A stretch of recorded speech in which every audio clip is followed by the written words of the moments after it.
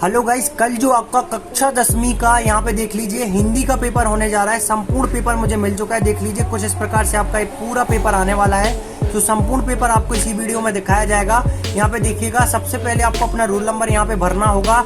यहाँ पे देखिए टोटल आपके लिए यहाँ पे 75 अंक का पेपर आने वाला है। समय आपके लिए 3 घंटे का मिलेगा। तो कल अगर आपको 1 बजे 75 में से 75 मार्क्स का पेपर करके आना है तो इस वीडियो को पूरा देखिएगा, बिल्कुल भी आपको स्किप नहीं करना है। सभी क्वेश्चंस के आंसर आपको बताए जाएंगे, साथ में इस पेपर की पीडीएफ कैसे डाउनलोड करनी है ये भी आपको समझाया जाएगा। तो यहाँ पे देखिएगा, सबसे पहले कुछ दिशा निर्देश आपके रहने वाले हैं। सभी प्रश्न करना अनिवार्य रहेगा। वस्तुनिष्ठ प्रश्न सर्वप्रथम करना होगा। 1 से 5 तक वस्तुनिष्ठ प्रश्न है, जिनमें कि यहाँ पे 30 अंक के आपके वस्तुनिष्ठ प्रश्न रहने वाले हैं। 6 से 17 तक 2-2 अंक के प्रश्न हैं, जिनके यहाँ पे अंक निर्धारित किए गए हैं। तो यहाँ पे देखिएगा 2-2 अंक वाले यहाँ पे 12 क्वेश्चन आएंगे, जो 24 अंक के आपके आने वाले हैं। इसके बाद देखिएगा क्वेश्चन नंबर जो आपका 5 से 18 तक, यहाँ पे 18 से 20 तक 3 अंक वाले प्रश्न रहेंगे, जो टोटल 9 अंक के आएंगे। 21 से 23 तक 4 अंक वाले प्रश्न रहेंगे, जो कि टोटल 12 अंक के आपके आने वाले हैं। फिर इसके बाद देखिएगा, यहाँ पे सबसे पहले आपके लिए प्रश्न क्रमांक 1 देखने के लिए आपके लिए मिलने वाला है। कुछ इस प्रकार से देख लीजिए। यहाँ पे प्रश्न क्रमांक 1 आपका रहेगा, जिसमें कि पहला जो विकल्प पूछा जाएगा, इसमें एक नंबर के 6 विकल्प पूछे जा रहे हैं। पहला विकल्प जो रहेगा, सूरदास के गुरु का नाम पूछा जाएगा। तो ये आपको कमेंट करके बताना है। यहाँ पे देखिएगा, आंसर मैं आपको जल्दी बताऊंगा कैसे आपको आंसर की पीडीएफ डाउनलोड करनी है, इसी वीडियो में बताया जाएगा। तो वीडियो अंत तक देखिएगा। शिव धनुष के टूटने पर क्यों क्रोधित हो उठे थे, ये आपको बताना है। 4 ऑप्शन दिए गए हैं। इसके बाद देखिए, यहाँ पे कुछ इस प्रकार से आपका पेपर रहने वाला है। चलिए अब मैं इसका पेज पलट लेता हूँ, किस प्रकार से आपका पेपर आने वाला है। तो यहाँ पे देख लीजिए, कुछ इस प्रकार से यहाँ पे पेपर आपका आने वाला है। तो क्वेश्चन नंबर 3 आप देख सकते हैं। यहाँ पे नेताजी की मूर्ति पर चश्मा कौन लगाता था। इसके अलावा रौद्र रस का से स्थायी भाव पूछा जाएगा। इसके बाद देखिए प्रश्न क्रमांक 5 जो आपका रहेगा, छंद के प्रमुख तत्व तो माने गए हैं, कितने माने गए हैं आपको बताना है। इसके बाद देखिए प्रश्न क्रमांक जो 6 रहेगा आपका, एक से अधिक अर्थ व्यक्त करने वाले शब्द को क्या कहते हैं, ये आपको बताना है। इसके बाद देखिएगा, रिक्त स्थान आपसे पूछे जाएंगे। क्वेश्चन नंबर 2 में 1-1 नंबर के 6 रिक्त स्थान रहने वाले हैं। तो पहला रिक्त स्थान रहेगा, श्री कृष्ण खाली स्थान पर चढ़ गए थे। यहाँ पे देखिए दूसरा रिक्त स्थान रहेगा, आत्मकथ्य के कवि हैं। इसके बाद तीसरा जो रिक्त स्थान आपका रहने वाला है, ताज की मूर्ति खालिस्तान की बनवाई गई थी। इसके बाद रहेगा आपका देखिएगा चौथा रिक्त स्थान, बल गोविंद भगत का बेटा खालिस्तान था। इसके बाद आपका यहाँ पे 5वां रिक्त स्थान, सिंगार रस का स्थायी भाव पूछा गया है। इसके बाद आपका देखिएगा यहाँ पे लास्ट रिक्त स्थान 6वां, दोहा छंद में कुल कितनी मात्राएं होती हैं। इसके बाद देखेंगे हम एक वाक्य एक शब्द में उत्तर, जो कि यहाँ पे 1-1 नंबर के 6 रहने वाले हैं। तो देखिएगा पहला जो दिया गया है, गोपियाँ किसे प्रेम करती हैं। इसके बाद देखेंगे हमें यहाँ पे सूरदास ने किस भाषा में काव्य की रचना करी है। देखिएगा यहाँ पे नेक्स्ट आपका रामचरितमानस की रचना किस भाषा में हुई है। छायावाद का प्रारंभ कब हुआ था। इसके बाद आपका यहाँ पे बाल गोविंद भगत किसके पद गाया करते हैं। इसके बाद आपका यहाँ पे वात्सल्य के अभाव में रसों की संख्या कितनी मानी गई है। सो इस प्रकार से आपका ये पेपर आने वाला है। देख लीजिए कुछ इस प्रकार से, जल्दी से आप इसका स्क्रीनशॉट कर लीजिए। चलिए आपको मैं आगे दिखा देता हूँ। यहाँ पे देखिएगा, यहाँ पे मैं आगे दिखाता हूँ आपको। देखिए सबसे यहाँ पे क्वेश्चन नंबर 4 में दी गई हैं सही जोड़ियाँ, जो कि 1-1 नंबर की यहाँ पे 6 रहने वाली हैं। तुलसीदास का आप किस चीज़ से मिलान करेंगे। इसके बाद जयशंकर प्रसाद का, बाल गोविंद का। सो ये सारे देख लीजिए, नेताजी की प्रतिमा, राम लक्ष्मण। तो इस प्रकार से 6 आपकी यहाँ पे सही जोड़ी आने वाली हैं। फिर इसके बाद देखेंगे हम यहाँ पे देखिएगा नेक्स्ट आपके सप्तशती रहने वाले। तो सप्तशती आप देख लीजिए, सप्तशती की हमें पहचान करनी है। 1-1 नंबर के 6 रहेंगे। श्री कृष्ण ने गोपियों के पास उद्धव को भेजा था, यह सत्य होगा या असत्य। सरसागर के कवि सूरदास है। तो देखिए सूरदास ने सूरसागर और सुरसरावली लिखी है, तो ये सरसागर वाला असत्य हो जाएगा। भगत अपनी खेती की पैदावार पहले कबीर मठ लेकर आते थे, तो ये आपका यहाँ पे असत्य हो जाएगा। वीर रस का स्थायी भाव आपको बताना है। इसके अलावा नेताजी का चश्मा स्वयं प्रकाश की रचना है। इसके अलावा देखिएगा यथाशक्ति अवयवी भाव समास का उदाहरण है, तो ये सत्य आपको पहचानने हैं।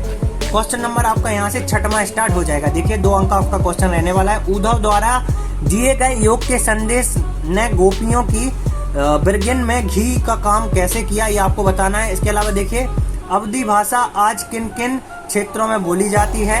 यहाँ पे देखिएगा गोपियों द्वारा उद्धव को भगवान कहने में क्या व्यंग्य था, निहित था, मतलब भगवान कहने में क्या व्यंग्य निहित था, ये आपको बताना है। 2 अंक का क्वेश्चन रहेगा।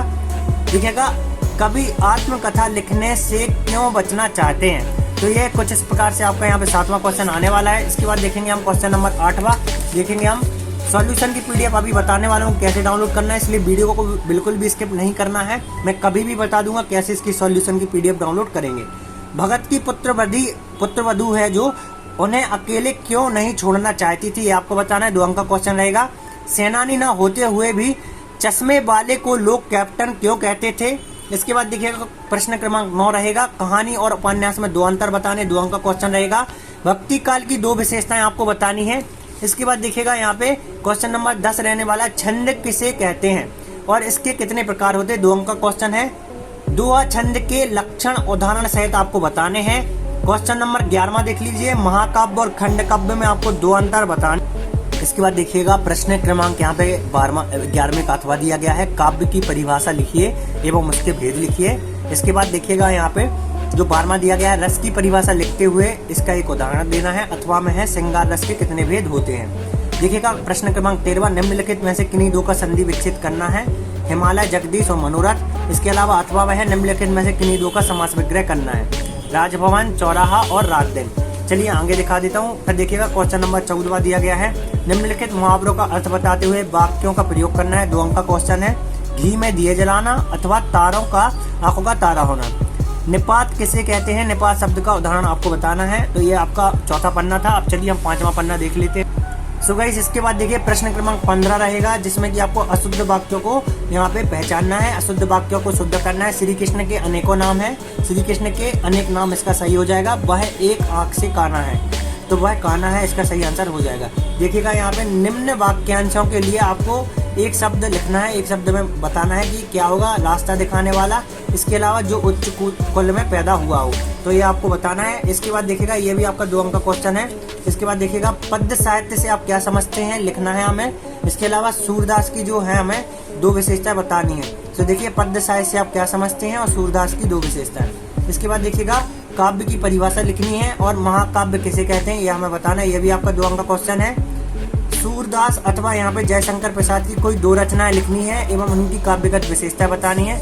ये आपका देखिएगा यहाँ पे 3 अंक का क्वेश्चन रहेगा। अथवा में रहेगा आपका स्वयं प्रकाश अथवा रामलक्ष्मण बैनीपुरी की कोई 2 रचनाएं लिखनी है एवं उनका साहित्यिक विशेषताएं बतानी है। प्रश्न क्रमांक 20वां रहेगा। निम्नलिखित में से किसी एक विषय पर आपको यहाँ पे अनुच्छेद जो है आपका यहाँ पे लिखना है, जैसे कि राष्ट्रीय एकता या फिर मेरा विद्यालय। इन दोनों पॉइंट में से किसी एक पॉइंट को चुन करके अनुच्छेद लिखना है। अथवा में है नेताजी का चश्मा, पाठ का उद्देश्य आपको बताना है। तो कुछ इस प्रकार से क्वेश्चन नंबर 20 तक सारे क्वेश्चन दिखा दिए हैं। चलिए अब देखते हैं नेक्स्ट। सो गाइस यहाँ पे प्रश्न क्रमांक 21 स्टार्ट हो जाएगा। 21 आप देख सकते हैं कुछ इस प्रकार से गद्यांश वाला क्वेश्चन है। तो यहाँ पे उपरोक्त गद्यांश के हमें उचित शीर्षक बताने हैं। अथवा में भी एक गद्यांश रहेगा कुछ इस प्रकार से, या गद्यांश दिया गया है। गद्यांश देख लीजिए, यहाँ पे इसके क्वेश्चन दिए गए हैं। मनुष्य को क्या करना चाहिए, इसके अलावा मनुष्य का जन्म किस उद्देश्य से हुआ है, इस गद्यांश का उचित शीर्षक आपको बताना है। प्रश्न क्रमांक 22 आपका रहेगा। प्रश्न क्रमांक 22 देख लीजिए। अपने प्राचार्य को शाला छोड़ने पर स्थानांतरण प्रमाण पत्र टीसी का आवेदन हमें लिखना है। और 22वें का अथवा जो दिया गया है वो देख लीजिए आप। यहाँ पे प्रथम श्रेणी में उत्तीर्ण होने पर अपने मित्र को पत्र लिखना है और बधाई देनी है। प्रश्न क्रमांक 23वां लास्ट क्वेश्चन रहेगा। किसी एक विषय पे 100 से 150 शब्द में आपको यहाँ पे निबंध लिखना है। यहाँ पे देख लीजिए कुछ इस प्रकार से यहाँ पे टोटल आपके यहाँ पे 7 पेजेस यहाँ पे रहने वाले हैं। सो गाइस कुछ इस प्रकार से आपका ये पेपर आएगा। अब चलिए देख लेते हैं इसके सॉल्यूशन की पीडीएफ को हम किस प्रकार से डाउनलोड कर पाएंगे। जैसा कि मैंने वीडियो स्टार्ट होने के पहले ही बता दिया था कि इस पेपर का संपूर्ण सॉल्यूशन आपको मिल जाएगा।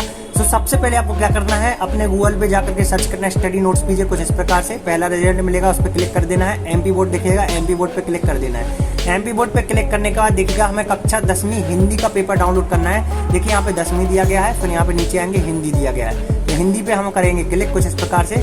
जैसे हिंदी पे क्लिक करेंगे थोड़ा सा ये लोड लेगा, देखिएगा कुछ इस प्रकार से।